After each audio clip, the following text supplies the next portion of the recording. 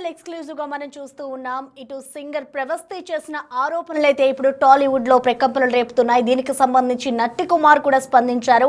ఇటు ప్రవస్తికి సంబంధించి ఏదైతే పాడుతా తీయగాలో అన్యాయం జరిగిందో దానికి సంబంధించి మేము పోరాడతామంటూ కూడా నట్టి కుమార్ చెప్పుకొస్తూ ఉన్నారు. పాడుతా తీయగాలో అందరూ ఒకే కులం వాళ్ళు ఉంటారు, క్యాస్ట్ ఫీలింగ్ చాలా ఎక్కువగా కనిపిస్తుంది అంటూ కూడా నట్టి కుమార్ అయితే స్పందించారు. ఇటు పాడుతా తీయగా జడ్జెస్ పై ప్రవస్తి సంచలన ఆరోపణలు చేసింది. ఆ ఆరోపణలకు సంబంధించి అయితే ఇప్పుడు టాలీవుడ్ లో కలకలం రేపుతుందని చెప్పుకోవాలి. పాడుతా తీయగాలో అందరూ ఒకే కులం వాళ్ళే ఉంటారు, ఆ క్యాస్ట్ ఫీలింగ్ చాలా ఎక్కువగా కనిపిస్తుంది. సో ప్రవస్తి ఏదైతే జడ్జెస్ కి సంబంధించి ఆమె ఆరోపణలు చేస్తుందో దాని అంతటికీ కూడా మేము సపోర్ట్ గా ఉంటాము అంటూ కూడా నట్టి కుమార్ అయితే స్పందించారు.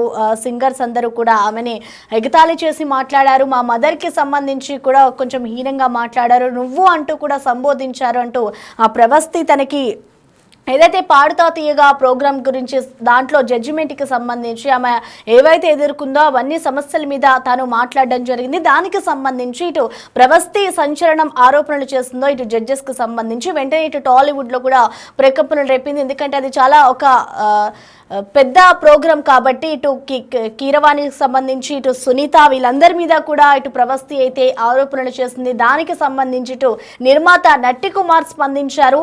ఆ ప్రోగ్రాంలో నేను చూశాను, చాలా మంది ఒకే కులం వాళ్ళు ఉంటారు, పాడుతా తీయగాలో అందరూ ఒకటే కులంకి సంబంధించిన వాళ్ళే ఉంటారు, పాడుతా తీయగాలో సంబంధించి ఇటు క్యాస్ట్ ఫీలింగ్ చాలా ఎక్కువగా కూడా కనిపిస్తుంది అంటూ కూడా ఇటు నట్టి కుమార్ చెప్పిన వ్యాఖ్యలు అయితే ఉన్నాయి. దీనికి సంబంధించి ఇటు ప్రవస్తి కూడా ఏదైతే చెప్పుకొచ్చిందో తాను ఎదుర్కొన్న సమస్యలకు సంబంధించి వాటన్నిటిపై కూడా మేము దృష్టి సారిస్తాం, ప్రవస్తికి జరిగిన అన్యాయంపై పోరాడతామంటూ కూడా ఇటు నట్టి కుమార్ అయితే చెప్పుకొస్తున్నారు. నట్టి కుమార్ అసలు పూర్తిగా ఏమన్నారు అనేది కూడా మా ప్రతినిధి గౌతమి మరిన్ని వివరాలు అందిస్తారు నట్టి కుమార్తో face to face. Right, singer Pravasthi మనం చూస్తూ ఉన్నాం. నిన్న తను ఒక సంచలనమైన వీడియో కూడా రిలీజ్ చేయడం జరిగింది. పాడుతా తీయగా ఇప్పటి వరకు కూడా ఎన్ని సింగింగ్ ప్రోగ్రామ్స్ వచ్చినా సరే పాడుతా తీయగాకి ఒక ప్రత్యేకమైన గుర్తింపు ఉంది. అలాగే అందులో ఉన్న జడ్జెస్ కావచ్చు, కంటెస్టెంట్స్ కావచ్చు, అందరిపైన కూడా ఒక పాజిటివ్ వైబ్స్ ఉండేవి. మరి ఈరోజు ప్రవస్తి రిలీజ్ చేసిన వీడియో ఏదైతే ఉందో అటు జడ్జెస్ కూడా తన పట్ల మిస్బిహేవ్ లాగా, అంటే అట్లాంటి బిహేవ్ చేసే వాళ్ళని, వాళ్ళ ఎక్స్ప్రెషన్స్ కూడా సరిగ్గా ఉండేవి కాదని, దట్టు ఆ అమ్మాయికి బాడీ షేమింగ్ చేసే వాళ్ళని, ముఖ్యంగా జ్ఞాపిక ప్రొడక్షన్స్ గురించి కావచ్చు, లేకపోతే ఇటు జడ్జెస్ గురించి కావచ్చు, అందరి గురించి కూడా వీడియో చేసి పెట్టడం కూడా జరిగింది. నిజంగా ఇవాళ అందరూ కూడా షాక్ అయ్యే పరిస్థితి. ఎందుకంటే సింగర్ సునీత, కీరవాణి గారు, చంద్రబోస్ గారు, సో వీళ్ళ గురించి చేసిన వ్యాఖ్యలు మనం ఎంతవరకు తీసుకొచ్చి అంటారు? నిజంగా పార్షియాలిటీ ఉందా? కేవలం ఇప్పటి వరకు మనం ఇండస్ట్రీకి సంబంధించి ఇటు సినిమా ఫీల్డ్, అంటే సినిమా విషయానికి వచ్చేసరికి ఈ విధంగా ఉంటుంది అని అనుకున్నాం, కానీ సింగింగ్ షోలో కూడా ఇదే విధంగా ఉంటుందా? దీని గురించి మాట్లాడితే వాళ్ళు మనతో పాటు ప్రముఖ ప్రొడ్యూసర్ నట్టి కుమార్ గారు ఉన్నారు, ఆయన మాటలో తెలుసుకుందాం. నమస్తే సార్. సో ప్రవస్తి చేసిన వ్యాఖ్యలు ఏవైతే ఉన్నాయో, ముఖ్యంగా సునీత గారి గురించి, కీరవాణి గారి గురించి, అంటే అందరి అమ్మాయిలు వస్తుంటే వాళ్ళ వైపు వేరే విధంగా చూడడం అని చెప్పడం కావచ్చు, లేకపోతే సునీత గారు కూడా ఇష్టం లేనట్టు అంటే అబ్బాయిలు పాడేటప్పుడు ఒకలా ఉంటారు, ముఖ్యంగా తను వచ్చేటప్పుడు సునీత గారి ఎక్స్ప్రెషన్స్ మారిపోవడం అని కావచ్చు, లేకపోతే చాలా అసలు వినడానికి కూడా ఇష్టపడేవారు కాదు అని చెప్పి మొత్తం కూడా బిగ్ టీవీతో ఎక్స్క్లూజివ్గా ఆవిడ చెప్పడం జరిగింది. సో దీనికి ఏమంటారు మీరు? ఇప్పుడు నేను ఒకటి అడుగుతానమ్మా, మీ బిగ్ టీవీ అనేది టీవీ న్యూస్ ఛానల్, పాడుతా తీయగా అనేది ప్రోగ్రామింగ్ ఛానల్. అంటే ప్రోగ్రామింగ్ అంటే వాళ్ళు మొత్తం టోటల్గా ఏ విధంగా ప్రోగ్రామ్ చేయాలి, సూట్ అది. అంటే సునీత గారు ఏ విధంగా ఒక డైరెక్టర్ ఉంటాడు, డైరెక్టర్ సునీత గారు నవ్వండి, సునీత గారు సీరియస్ అవ్వండి, సునీత గారు ఇది ఇవన్నీ ప్రోగ్రామింగ్. కీరవాణి గారు ఇది చెయ్యాలి అంటే, కానీ ఇది మొత్తం టోటల్గా ఏదో మీలాగా లైవ్లు ఉండే ప్రోగ్రాములు కావు కదా. ఇది బాలసుబ్రహ్మణ్యం గారు తీసుకొచ్చారు. బాగా స్వర్ణాభిషేకం అని ఇవని రామోజీరావు గారికి ఇష్టమైన ప్రోగ్రాంలో ఇష్టమైన వ్యక్తి రామోజీరావు గారు బాలసుబ్రహ్మణ్యం తీసుకొచ్చారు.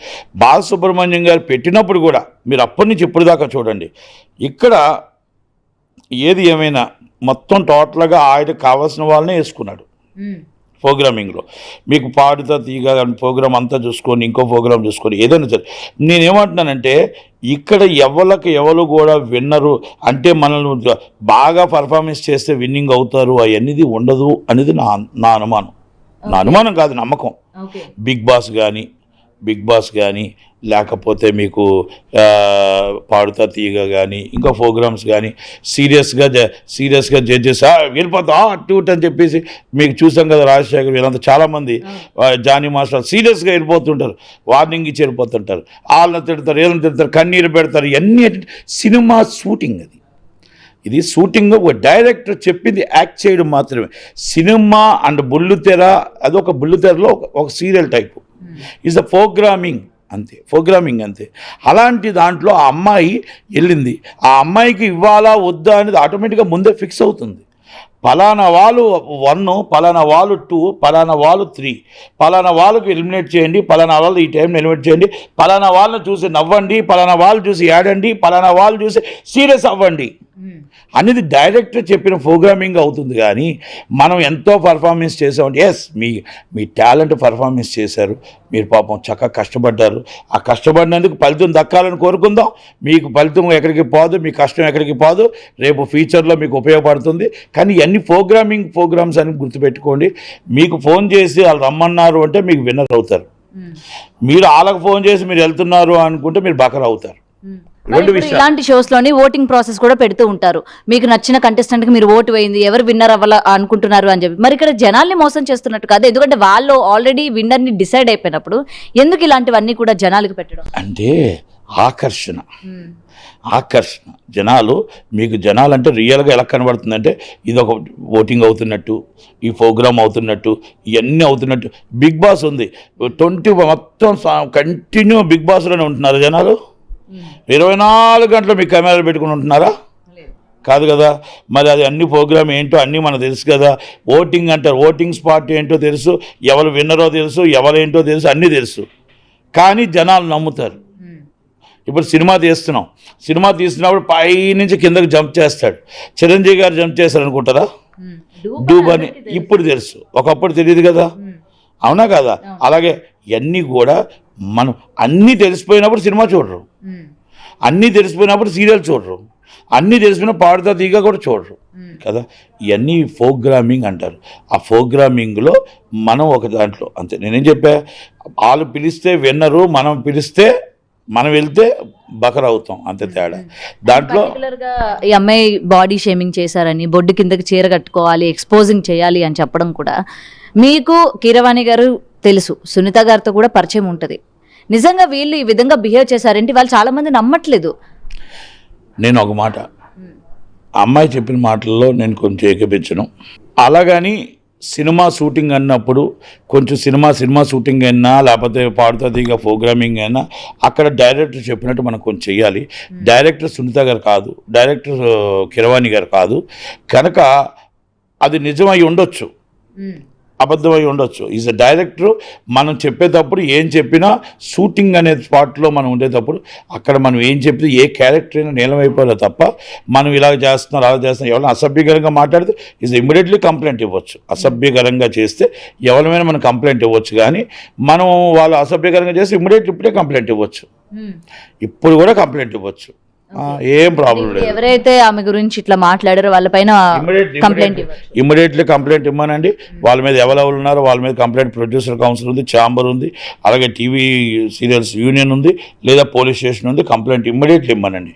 వాళ్ళ మీద మొత్తం టోటల్గా అమ్మాయి మైనర్ అయితే మామూలు కేసు రిజిస్టర్ చేస్తారు అసభ్యకరంగా, లేదు మైనర్ కాకుండా మామూలుగా అయితే మాత్రం ఆ అమ్మాయిని ఒకసారి చట్టంగా చేస్తారు. కానీ ఎప్పటికప్పుడు సార్ ఎప్పుడు అంటే ఒక నెలలోని ఇండస్ట్రీ నుంచి అన్యాయం జరిగిందని ఒకరు వస్తారు, దాని తర్వాత ఇలాంటి సింగింగ్ ప్రోగ్రామ్స్ అని అంటే మొత్తం ఇండస్ట్రీ కిందకే వస్తుంది, ఎవరో ఒకరు ఇలా బయటకు వస్తున్నారు. మరి ఇలాంటి వస్తున్నప్పుడు ఇండస్ట్రీ మీద జనాలకి ఒక నెగటివ్ ఇంపాక్ట్ కలుగుతున్నప్పుడు ఎందుకు ఇంకా తగిన చర్యలు తీసుకోవట్లేదు? అటు అన్ని డిపార్ట్మెంట్స్, కాస్ట్యూమ్ అని కాదు, మేకప్ అని కాదు, ప్రతి ఒక్కరు కూడా జాగ్రత్తగా ఉండాలి కదా. ఒక దాంట్లో ఉన్నప్పుడు బయట నుంచి ఒక అమ్మాయి వస్తుంది, పర్ఫామ్ చేస్తుంది అన్నప్పుడు వీళ్ళకంటూ ఒక రెస్పాన్సిబుల్గా ఉండాలి కదా. మరి వీటి మీద ఎందుకు చర్యలు తీసుకోవట్లేదు? ప్రపంచం అంతా చక్కగా అన్ని పర్ఫెక్ట్గా మీరు చెప్పినట్టు చర్యలు తీసుకుంటే మీ బిగ్ టీవీకి పని ఉండదు, మీకు పని ఉండదు. ఎందుకంటే ఎక్కడో తప్పు జరుగుతున్నప్పుడు దాన్ని ఎత్తి చూపడమే మీ ఛానళ్ళు న్యూస్. అందుకని ఎక్కడ ఎన్ని చేసినా దాంట్లో అక్కడ లోటుపాటు అనేది ఉంటుంది. ఎక్కడ ఎన్ని చేసినా మొత్తం అంతా ఫుల్ఫిల్ చేసామని మనం అనుకుంటాం, ఎక్కడో లోటుపాటు ఉంటుంది, ఎక్కడో ఉంటుంది. ఎందుకు పోలీస్ స్టేషన్లు ఎందుకు ఉన్నాయి, కోర్టులు ఎందుకు ఉంటాయి? ఎందుకంటే కోర్టులు పోలీస్ స్టేషన్లు మనం అన్ని ప్రపంచంలో మొత్తం పర్ఫెక్ట్గా ఏవి రాకుండా ఉంటే కోర్టులకి పని ఉండదు, పోలీస్ స్టేషన్లకి పని ఉండదు, మీ ఛానల్కి పని ఉండదు. కనుక మనం ఎంత అనుకుంటాం, మనం ఊహించుకుంటాం. ఇప్పుడు ఈరోజు నేను అనుకుంటున్నా ప్రొడ్యూసర్ కౌన్సిల్లో ఎస్ నేను పర్ఫెక్ట్ ఎవరికి కూడా ఇబ్బంది రాకుండానే చూడగలుగుతున్నాం అని ఊహించుకుంటాం. కానీ ఎక్కడో ఏదో విధంగా ఒకటి వస్తుంది. అందరూ ఒకలాగా ఉంటారు కదా. కనుక ఆ ప్రోగ్రామింగ్ వచ్చేటప్పుడు అది దాన్ని ఎలా మనం ఎదుర్కోవాలి, ఎలా మాట్లాడాలి, ఎలా తీసుకురావాలి, పోలీస్ స్టేషన్ అయితే పోలీస్ స్టేషన్ కంప్లైంట్ ఇవ్వాలి, లేదనుకుంటే కౌన్సిల్ నుంచి ఏమైనా సాల్వ్ చేయగలుగుతాం, ఛాంబర్ నుంచా, మా అసోసియేషన్ నుంచా, లేకపోతే ఇవన్నీ ఎక్కడి నుంచి అనేది మనం పార్ట్ ఆఫ్ ది. ఎందుకంటే ఈటీవీ కూడా ఒక పేరు ప్రఖ్యాతులు రామోజీరావు గారు ఈటీవీ. కనుక మనం అక్కడ వాళ్ళ మీద కొంచెం అక్కడ స్టాప్ చేసిన తప్పుకి వాళ్ళ పెద్దవాళ్ళకి తెలియదు, కనుక తెలియపరచాలి. ఇప్పుడు మీ టీవీల ద్వారా తెలుస్తుంది కాబట్టి ఇమీడియట్లీ యాక్షన్ తీసుకుంటారు. దీనికి ఇన్ఛార్జ్ చరణ్ గారు కాబట్టి చరణ్ గారు కూడా సీరియస్గానే తీసుకుంటారు. ఎందుకు జరుగుతుంది, ఏం జరుగుతుంది, ఈ ప్రోగ్రామింగ్లో ఎక్కడ జరుగుతుంది, ఏం ప్రాబ్లం జరుగుతుందని తెలుస్తుంది. ఆయనకి తెలుసు కొన్ని విషయాల్లోని అన్యాయం జరుగుతుందని తెలుసు. కొంతమంది విషయాలు ఇంకొకటి, ఆ అమ్మాయి చరణ్ గారికి చెప్పుకోలేక, లేకపోతే చరణ్ గారికి చెప్పిన వాళ్ళపైన యాక్షన్ తీసుకోరు, వింటారో వినరో అని చెప్పి వాళ్ళ అమ్మాయి బయటకు వచ్చిందని అంటున్నారు. వాళ్ళు చెప్పినా సరే ఉపయోగం లేదు అనుకోవచ్చు. మరి ఇప్పుడు అమ్మాయి అందరికీ చెప్పుండొచ్చు, చెప్పి ఎక్కడ లేకపోతే గత్యంతరం లేని పరిస్థితుల్లో ఆమె ఏదైతే ఉందో ఆమెకు ఒక టాలెంట్, ఈ టాలెంట్ బయట పెడితే ఆమె బయటకు వస్తే టాలెంట్ పోతుందని తెలుసు, ఆమె కెరీర్ పోతుందని తెలుసు. అయినా తెగించి బయటకు వచ్చిందంటే ఆమె ఎంత బాధపడి ఉంటుంది. అయినా తెగించి మీ ఛానల్ ముందుకు వచ్చిందంటే ఎంత కష్టపడి ఉంటుంది, ఎంత ఇబ్బంది పడి ఉంటుంది. అంత పడితేనే అమ్మాయి వచ్చి ఉంటుంది. మనం నమ్మాలి అమ్మాయిని. ఒక ఆడపిల్ల సిగ్గిడిచి అని చెప్పుకోదు. చెప్పింది అంటే దాంట్లో 95% నిజాలు ఉండొచ్చు. నిజం ఉండకుండా ఒక అమ్మాయి ఎందుకు ఇలాగా నన్ను ఇలాగ అబ్యూజ్ చేశారు, అసభ్యంగా చేశారు అని ఎందుకు చెప్తుంది అనేది ఫస్ట్ మనం తెలుసుకోగలగాలి. కనుక అక్కడ ఎవరో ఒకరు వినకపోతే, అక్కడ ఎవరో కంప్లైంట్లు తీసుకోలేకపోతే ఆఖరి పరిస్థితుల్లో మీ ఛానల్ దగ్గర రావాల్సి వచ్చిందండి. కానీ మీ ఛానల్ కంటే ముందు పోలీస్ స్టేషన్కి వెళ్ళాలి. మీ ఛానల్ కంటే ముందు పోలీస్ స్టేషన్కి వెళ్ళి కంప్లైంట్ ఇచ్చి మీ ఛానల్కి రావాలి. ఇప్పుడైనా ఏం లేదు, ఎవరు చేశారో వాళ్ళ మీద ఇమ్మీడియట్లీ యాక్షన్ తీసుకుంటారు. పోలీస్ స్టేషన్కి కంప్లైంట్ ఇవ్వండి, పోలీసులు ఇమ్మీడియట్లీ కూడా దాని మీద కేసు రిజిస్టర్ చేస్తారు, ఇమ్మీడియట్లీ చేస్తారు.